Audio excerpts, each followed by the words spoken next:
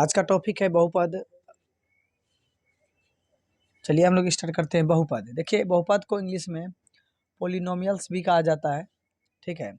तो बहुपद समझने से पहले हम लोग पहले चर को समझते हैं। चर क्या होता है? चर क्या होता है, चर को समझिए। चर जो होता है वह अंग्रेजी वर्णमाला के कोई भी अक्षर वह चर कहलाता है, ठीक है। अंग्रेजी वर्णमाला के कोई भी अक्षर, अंग्रेजी वर्णमाला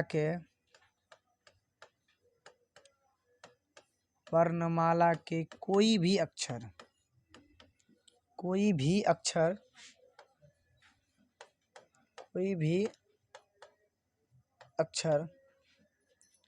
चर कहलाता है। कोई भी अक्षर चर कहलाते हैं। कोई भी अक्षर क्या कहलाते हैं? कोई भी अक्षर चर कहलाते हैं। कोई भी अक्षर क्या कहलाते हैं? चर कहलाते हैं। कोई भी अक्षर चर कहलाते हैं। जैसे अंग्रेजी वर्णमाला जो होते हैं वह ए से लेकर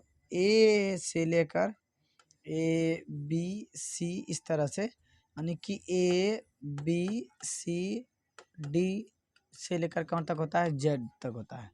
और अंग्रेजी वर्णमाला में कुल कितने अक्षर होते हैं? 26 अक्षर होते हैं। और 26 में से प्रत्येक अक्षर क्या कहलाते हैं? चर कहलाते हैं। प्रत्येक अक्षर क्या कहलाते हैं? चर कहलाते हैं। जैसे x हो गया, x भी एक चर है। जैसे y हो गया, y भी एक चर है। t हो गया, t भी एक चर है। c हो गया, ये भी चर है। d भी एक चर है। इस तरह से हम लोग कहेंगे कि z भी एक क्या है? चर है। z भी एक क्या है? चर है। तो आप लोग चर समझ चुके हैं। चलिए आइए अब हम लोग चर के बाद समझते हैं। चर के बाद हम लोग समझते हैं। चलिए चर के बाद हम लोग समझते हैं अचर, जिसे हम लोग कहेंगे अंग्रेजी में कांस्टेंट।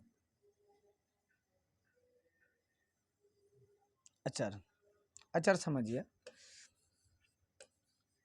अचर अंग्रेजी में कहेंगे कांस्टेंट,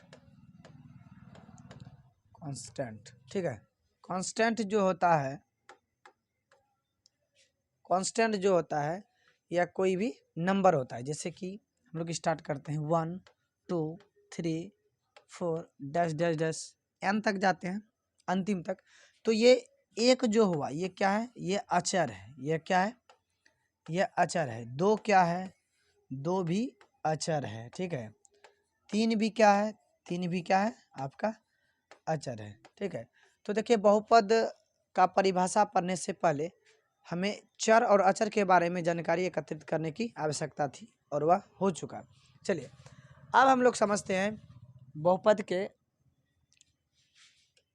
परिभाषा क्या होता है। बहुपद का परिभाषा क्या होता है? बहुपद को हम लोग पोलिनोमियल कहते हैं, ठीक है। बहुपद का परिभाषा है चर x का एक ऐसा बीज व्यंजक।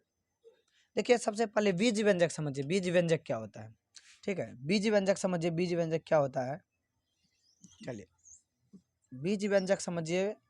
देखिए बीज व्यंजक जो होता है, बीज व्यंजक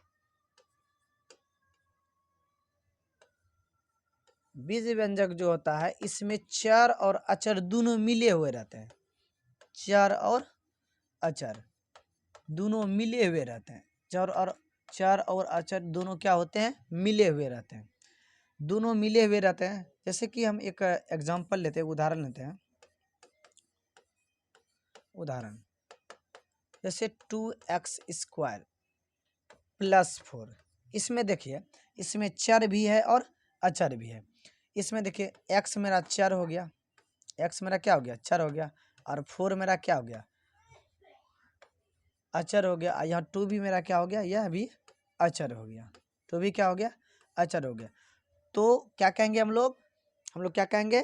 चर और अचर जिसमें सम्मिलित होता है, चर भी और अचर भी जो मिले जुले रहते हैं, उसी को क्या कहा जाता है? बीज व्यंजक कहा जाता है। तो आप लोग आप लोग समझे चर और अचर, इसके बाद आप लोग समझे बीज व्यंजक। तो अच्छा लगा होगा। तो चलिए परिभाषा की ओर आते हैं। देखिए चर x का एक ऐसा बीज व्यंजक, चर x का एक ऐसा बीजीय व्यंजक जिसमें केवल धनात्मक पूर्णांक घात ही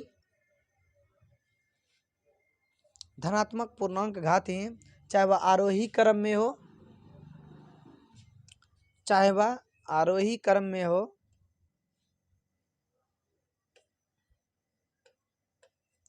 चाहे वह आरोही क्रम में हो और चाहे वह अवरोही क्रम में हो, ठीक है, उसे चर x में क्या कहा जाता है? बहुपद कहा जाता है। उसे चर x में क्या कहा जाता है? बहुपद कहा जाता है।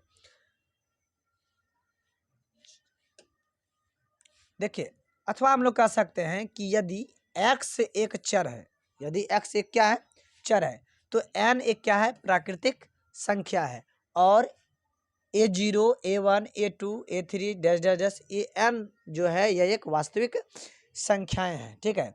तो fx के बारे में सुनिए। तो fx a0 plus a1x plus a2x का स्क्वायर प्लस a3 x पर power 3 plus dash dash an x पर पावर n को चर x में क्या कहा जाता है? बहुपद कहा जाता है।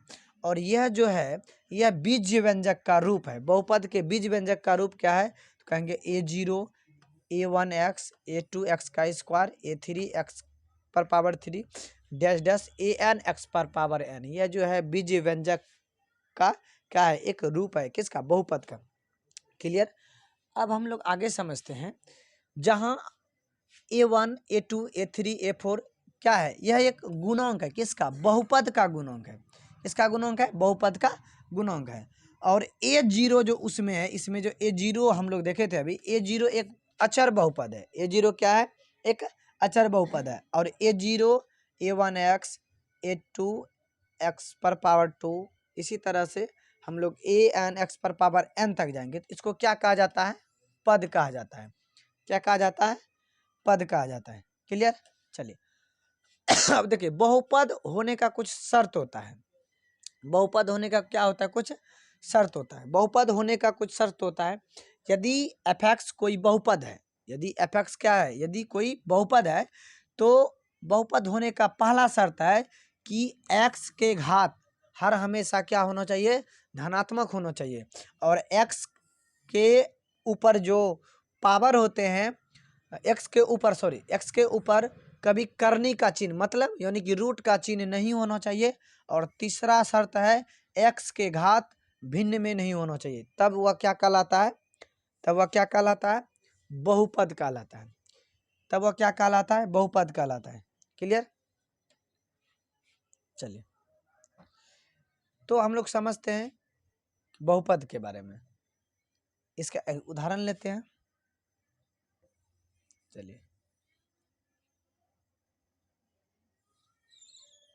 चलिए, जैसे कि हम लोग एग्जांपल लेते हैं।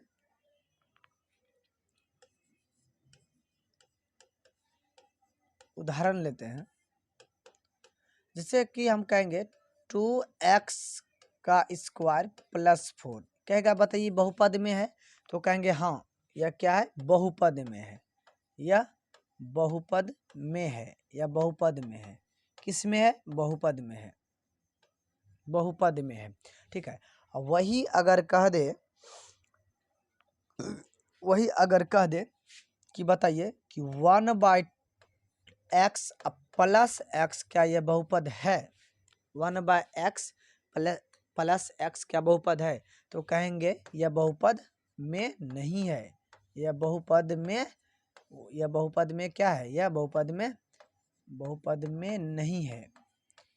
यह बहुपद में नहीं है। कैसे नहीं है? देखिए, अगर हम इसको अगर इस रूप में लिखते हैं x पर पावर -1 प्लस x, तो अभी हम बता रहे थे कि x का जो पावर होता है वह हर हमेशा धनात्मक होता है। यहाँ आ गया आपका क्या? ऋणात्मक। इसीलिए यह बहुपद में नहीं है। इसीलिए यह बहुपद में नहीं है। अगर कोई कह देगा √x प्लस 7, क्या बात है? यह बहुपद में है? तो यह भी बहुपद में क्या है? नहीं है। बहुपद में नहीं है। यह भी क्या है? बहुपद में नहीं है। आप लोगों को समझ में आया होगा बहुपद के बारे में यह भी बहुपद में नहीं है। क्लियर? चलिए अब आगे समझिए।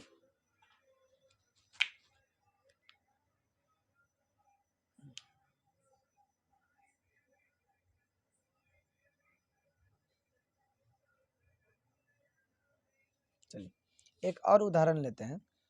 मान के चलिए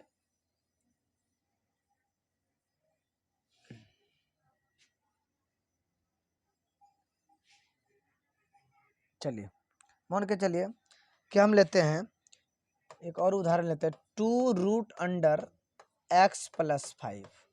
यहाँ जो x है, यहाँ जो x है, यहाँ x पर पावर रूट है और इस x पर पावर क्या है? रूट, सॉरी x में क्या है? रूट है। तो x में जो रूट है इनके वजह से हम लोग कहेंगे यह बहुपद में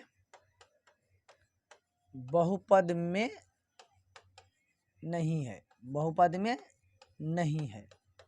क्योंकि हम बोले थे कि x में करनी का चिन्ह नहीं होना चाहिए, यानी कि रूट नहीं होना चाहिए, तो ये बहुपद में नहीं है। दूसरा एग्जांपल लेते हैं, जैसे कि 2x+1/x, क्या यह बहुपद में है? तो कहेंगे यह भी बहुपद में नहीं है। 2x+1, इसको अगर सरलतम रूप देंगे तो क्या हो जाएगा? x पर पावर -1। अब बोले थे कि x पर जो पावर होता है वह हर हमेशा क्या होना चाहिए? धनात्मक होना चाहिए, तब यह बहुपद कहलाता है। लेकिन यह धनात्मक नहीं है। धनात्मक है क्या? यह धनात्मक नहीं है, इसीलिए कहेंगे यह बहुपद नहीं है। बहुपद क्या है? यह बहुपद नहीं है। तो आप लोगों को समझ में आ गया होगा। चलिए आगे बढ़ते हैं। चलिए अब हम लोग समझते हैं कि बहुपद कितने प्रकार के होते हैं। बहुपद पदों के आधार पर 5 प्रकार के होते हैं। पहला होता है एक पदी बहुपद, जिसे हम लोग कहते हैं मोनोमियल पोलिनोमियल। एक होता है द्विपदी बहुपद, जिसे हम लोग कहते हैं बिनोमियल पोलिनोमियल। त्रिपदी बहुपद ट्रिनोमियल पोलिनोमियल। शून्य पदी बहुपद कहेंगे तो जीरो पोलिनोमियल। अचर पदी बहुपद को क्या कहेंगे? Constant polynomial. ठीक है, चलिए हम लोग बारी बारी से एक एक का उदाहरण के साथ हम लोग समझते हैं। उदाहरण के साथ हम लोग समझते हैं कि एक पदी बहुपद क्या है। देखिए एक पद वाले बहुपद को एक पदी बहुपद कहा जाता है। जैसे कि 2x लीजिए, इसमें एक पद है। 4x लीजिए, इसमें भी एक पद है। 6x लीजिए, इसमें भी एक पद है। 7x लीजिए, इसमें भी एक पद है। 8x लीजिए, इसमें भी एक पद है। 7 ले लीजिए, 8 ले लीजिए, इसमें एक पद है। ठीक है, 4x ले लीजिए, इसके बाद 10x ले लीजिए, ये सभी क्या है? एक पदी बहुपद है। समझ में आ गया होगा। चलिए आगे समझते हैं द्विपदी बहुपद। 2 पद वाले बहुपद को क्या कहते हैं? द्विपदी बहुपद कहते हैं। उदाहरण समझिए,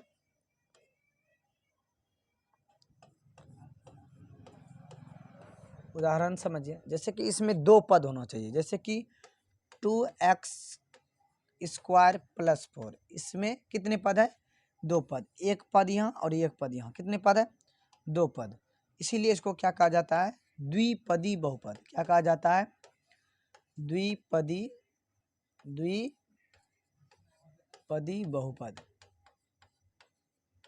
बहुपद। क्या कहा जाता है? द्विपदी बहुपद कहा जाता है। दूसरा एग्जांपल लीजिए 3x² + 4, यह भी द्विपदी बहुपद है। 7x² + 6, यह भी द्विपदी बहुपद है। 6x² + 4, यह भी क्या है? द्विपदी बहुपद है। तो द्विपदी बहुपद के बारे में आप लोग समझ चुके होंगे। अब हम लोग समझते हैं त्रिपदी बहुपद के बारे में। त्रिपदी बहुपद क्या है? देखिए 3 पद वाले बहुपद को त्रिपदी बहुपद कहा जाता है। 3 पद वाले बहुपद को क्या कहा जाता है? त्रिपदी बहुपद कहा जाता है। ठीक है, देखिए उदाहरण लीजिए,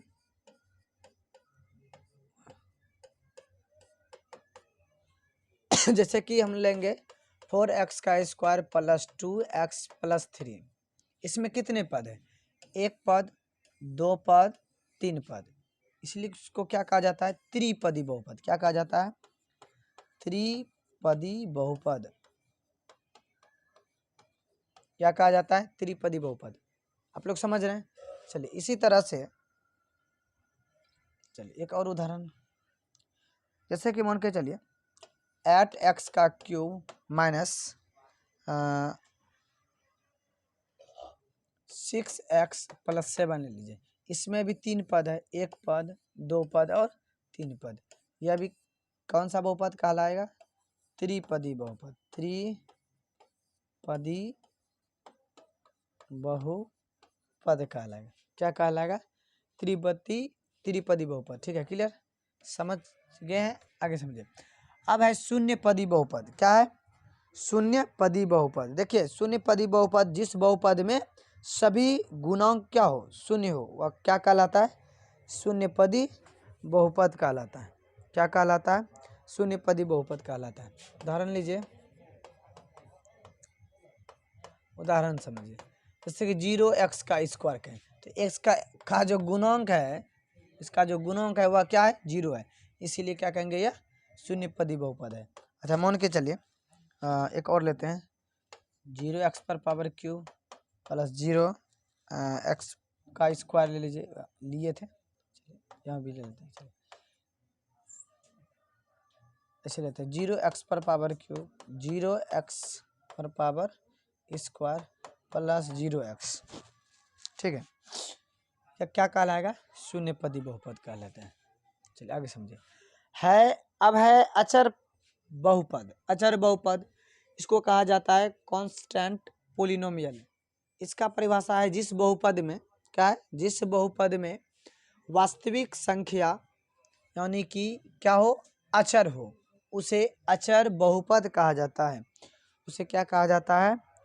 अचर बहुपद कहा जाता है। जैसे उदाहरण लीजिए, उदाहरण लीजिए जैसे कि 2 ले लीजिए, यह भी एक अचर है। 2 के बाद 5 ले लीजिए, यह भी अचर है। -√3 लीजिए, यह भी क्या है? अचर है। और इस तरह से ETC हम लोग कहेंगे यह अचर बहुपद है। ठीक है, क्लियर? देखिए अब हम लोग समझते हैं बहुपद के घात, इसको कहा जाता है पावर ऑफ पोलिनोमियल। क्या कहा जाता है? पावर ऑफ पोलिनोमियल, बहुपद के घात। देखिए बहुपद के घात क्या होता है समझिए। यदि fx चर में x कोई बहुपद है, x कोई क्या है? बहुपद है, तो x के अधिकतम घात को बहुपद का घात कहा जाता है। x के अधिकतम घात को बहुपद का घात कहा जाता है। ठीक, क्लियर? अधिकतम घात को x के बहुपद का घात कहा जाता है। जैसे उदाहरण समझिए, उदाहरण समझिए जैसे कि x का स्क्वायर प्लस 4 लीजिए, तो इसमें x का अधिकतम घात,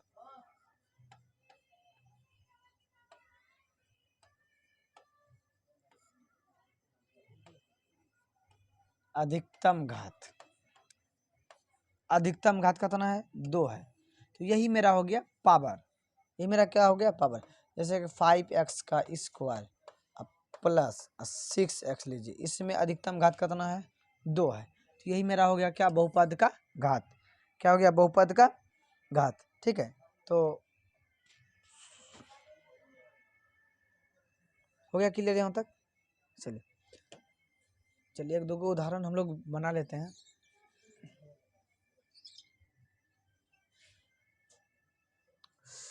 जैसे कि मान के चलिए एक उदाहरण लेते हैं। कारण है 7x का स्क्वायर प्लस 6x प्लस 2। इसमें पदों की संख्या बताना है, तो कहेंगे पदों की संख्या 3 है। पदों की संख्या, पदों की संख्या, तो कहेंगे इसमें पदों की संख्या कितना है? 3 है। पदों की संख्या कितनी है? 3 है। अगर कहेगा चर बताइए, चर के गो है, तो कहेंगे चरों की संख्या 1 है। चरों की संख्या क्या है? 1 है, क्योंकि इसमें भी x है, यहाँ भी x है, चरों की संख्या x हो गया। अगर कहेगा इसमें बताइए बहुपद के घात कितना है, बहुपद बहुपद के घात अगर पूछा जाए तो बहुपद का अधिकतम घात कितना है 2 है। बहुपद के अधिकतम घात कितना है 2 है, तो इसलिए कहेंगे 2। बहुपद के अधिकतम घात कितना है 2 है। ठीक है, समझ में आ गया होगा सबको। ठीक है, चलिए एक और लेते हैं।